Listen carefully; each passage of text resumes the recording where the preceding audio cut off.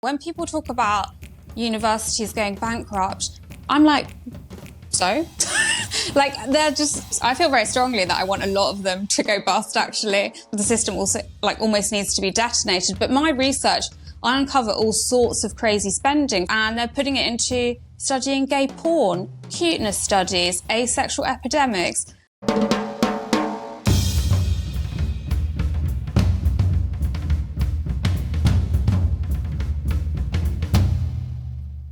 Hello and welcome to The View from 22.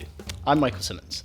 Now today, students up and down the land will be opening their emails, texts and letters to get their A-level results. And for many of them, that will decide whether they go to university or not. But increasingly, people are starting to question, is university really worth it? To discuss that, I'm joined by the journalist Charlotte Gill and Professor of Law at Swansea Law School, Andrew Tettenborn.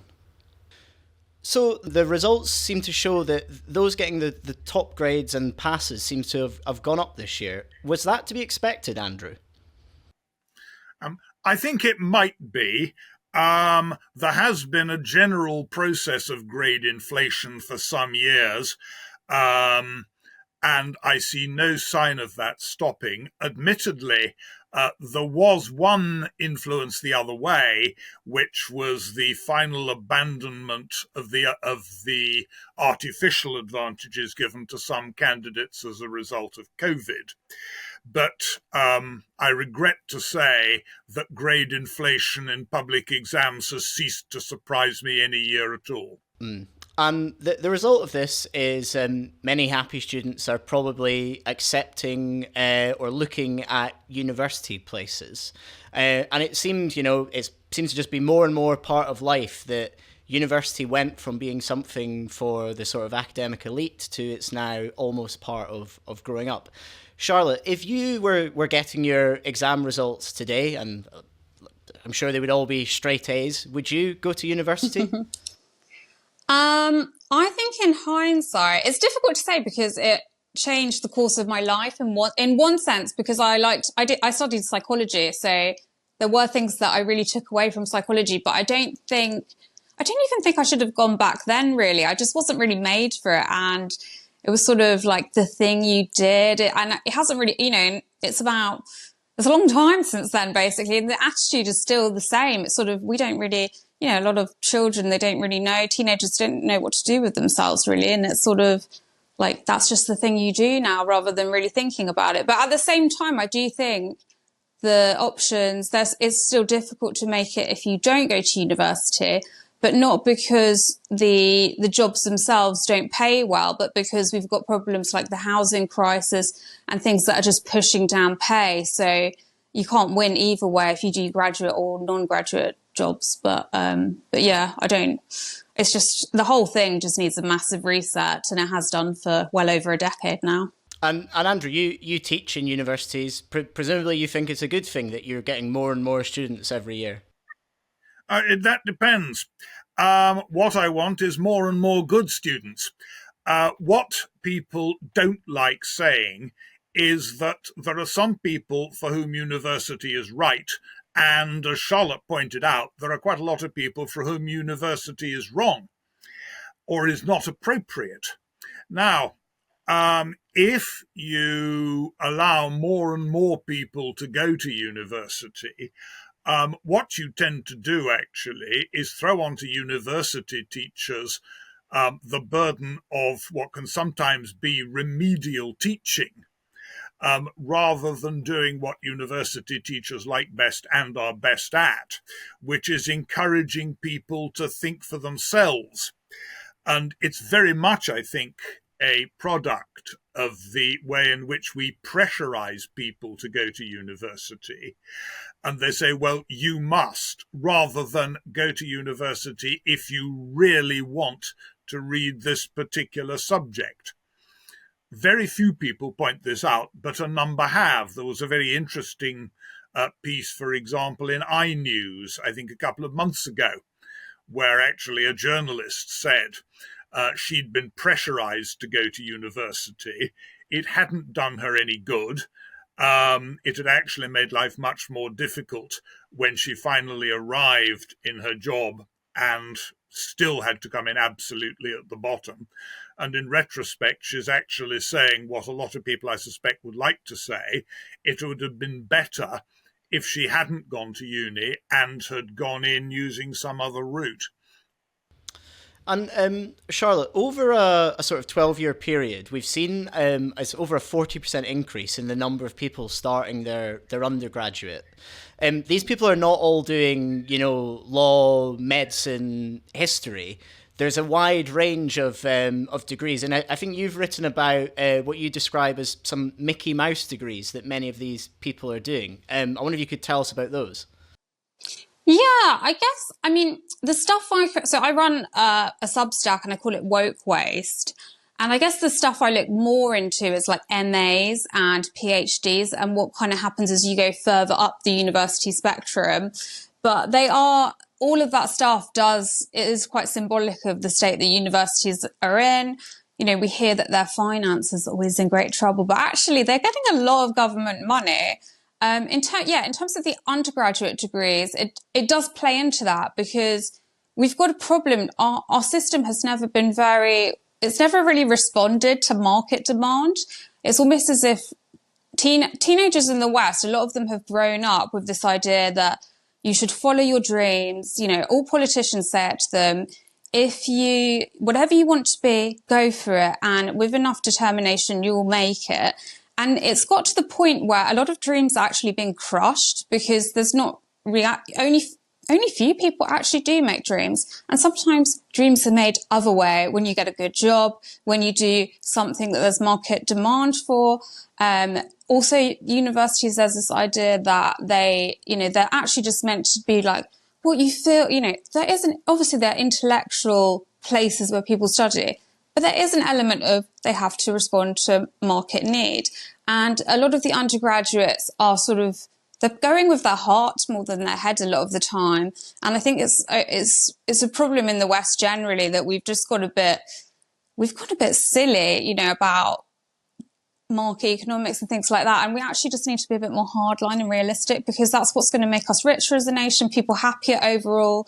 And we just forget all the good things that come from not doing a lot of art, too much art studies, really, not enough engineering and STEM. And I say that I don't like maths, but people are going to be miserable if they do arty degrees and then they end up working in jobs that are just not aligned with their dreams, And Andrew, you're on the inside. What are the universities, what's their motive? Why are they putting on these new courses, especially on the postgraduate side? Why do they seem to want to open the doors to as many people as possible? Is it just economics? I'm afraid it in most cases is pure economics. And the trouble is, it feeds into another process. You may have noticed that large numbers of professions these days would desperately like to be graduate-only professions. I think the latest example was estate agents. But we've seen it with nurses. There are moves to make the police a graduate-only profession. Now, that's partly out of amour propre on the basis of those who run the professions. It's so nice to think, I am the grand pangendrum in charge of whatever profession it is. We've now really arrived where graduate only. And the trouble is, of course, that feeds into the universities saying, right, you have a graduate-only profession. You want graduates. We can produce graduates. We will now run this new course, which will be ideal to produce the graduates that you need because you have turned your profession into a graduate-only profession. Sorry to interrupt the show, but if you enjoy what we do here at Spectator TV, then why not subscribe to the magazine as well? If you subscribe today, you get 12 weeks for just £12, plus a free £20 John Lewis and Waitrose gift card.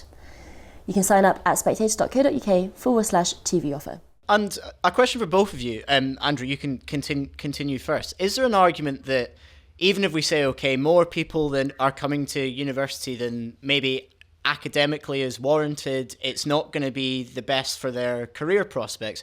Is there not an argument that so much of university is about being away from home for the first time, becoming an adult? It doesn't really matter if the piece of paper they get at the end of it is worthless.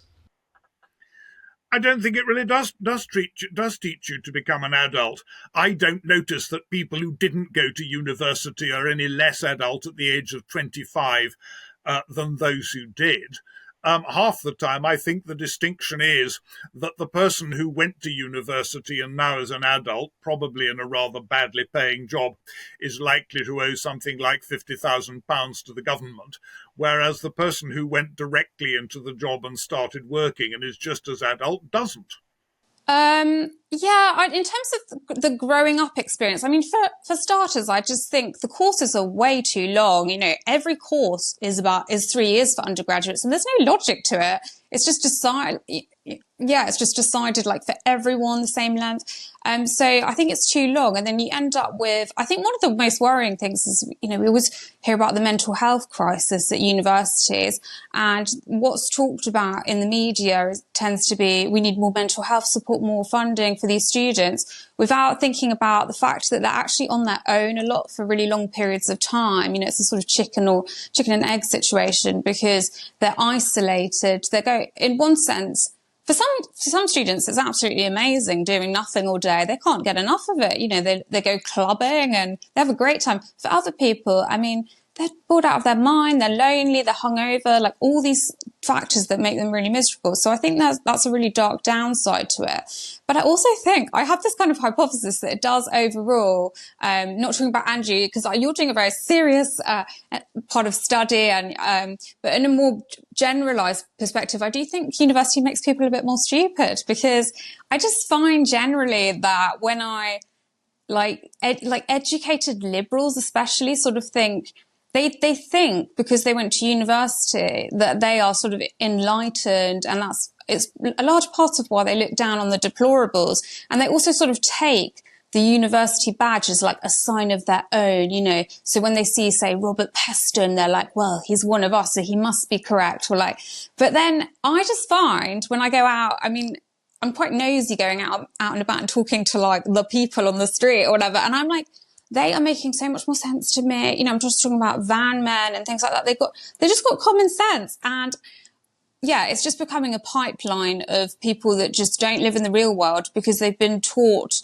A large part of the problem is the proliferation of qualitative degrees, actually, as opposed to quantitative, the obsession with sociological studies and sort of Foucauldian analysis and living in airy-fairy left-wing land. And that's fine, a little bit of it. But when it's pretty dominant in the institutions, you are mass producing people that don't understand very basic things in life. So, yeah. Andrew, I wonder if you want to come back on that. Are you churning out generations of stupid lawyers? Well, actually, in a way, I'm quite lucky because I mainly teach postgraduates. And oddly enough, these are postgraduates from abroad who are financing their own degrees and undoubtedly are going to use them in quite serious law. If you like, it's a little bit like Charlotte's quantitative form of degree. But I think you're absolutely right that people with degrees tend to look down on people without them. The worst example of that snobbery, of course, occurred after the Brexit referendum, where a lot of people sort of looked down their nose and said, oh, you know, everybody who voted for Brexit didn't have a degree. People who did have a degree voted for Brexit. And that strikes me that is not terribly surprising. The other point made by Charlotte, actually, that it, in a way, can be bad for your mental health to be away at this 3-year furlough while you're studying. That's another peculiarity of the English university system. Go to France or Switzerland, and you'll find that very large numbers of the students at university actually live locally. You go to your local uni, you study there, but you're still with your ordinary friends at night. You'll still go to your hometown places to go every evening, and you remain with your feet much more firmly on the ground. And I must admit, I've always got the impression that the students I've seen abroad, and I have taught abroad, are in a way rather more grounded than ours. And lastly, to both of you, it seems you're agreed that basically there should be probably less people starting uni this September, and we need to make some changes to the system. Charlotte, what is your manifesto for the system? And the people that are not going to go to university, what needs to be done for them? Well, I generally, when people talk about universities going bankrupt, they're in a financial crisis, and if we don't save them, I'm like, so, like they're just the amount they're just like a lot of them are just horrible capitalist systems. I feel very strongly that I want a lot of them to go bust, actually, because I think they really need the system also like almost needs to be detonated. But my research, I uncover all sorts of crazy spending from taxpayers going into universities. We spend about almost 9 billion a year on 9 different subsidiaries that subsidize universities, and they're putting it into studying gay porn, cuteness studies, asexual epidemics. I mean, it's all on my website. Like, it's just the list is crazy. But are there alternative, things in place? If I was to get my A-levels results today, I listen to you and say, okay, uni's not for me. Are there these apprenticeships? Are these entry-level jobs? Well, in my head, I have like my own sort of economic, what I feel would have to happen to make life better.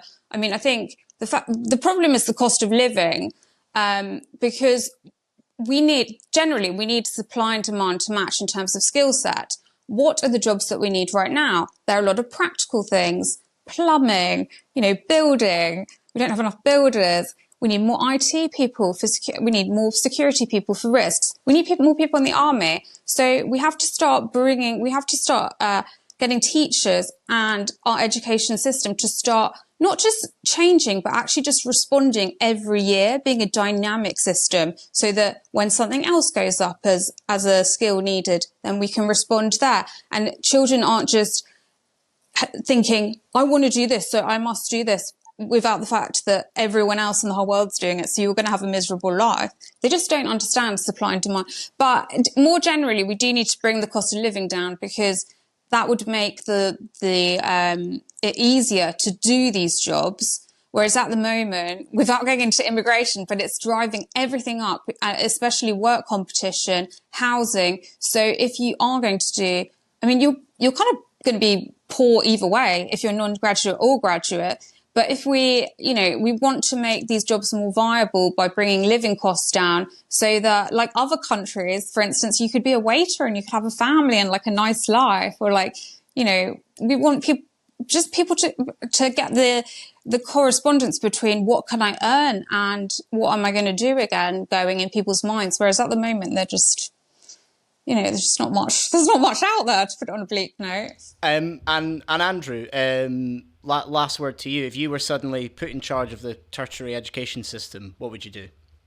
Well, so I think I'd join Charlotte. There should be fewer universities, and we should have no compunction at all about allowing a number of them to go bust. And I actually said so in the Spectator, much to the annoyance of a number of my university friends. But you've also got to remember that there are a lot of jobs that you can go into, not directly out of school, but after a much shorter course. You want to go into journalism. You don't need to do a media studies degree. There are lots of other ways in. Sorry. You want to go into fashion. There are lots of much shorter courses lasting between, 6 months and a year, which teach you the basics and let you get your foot in the door.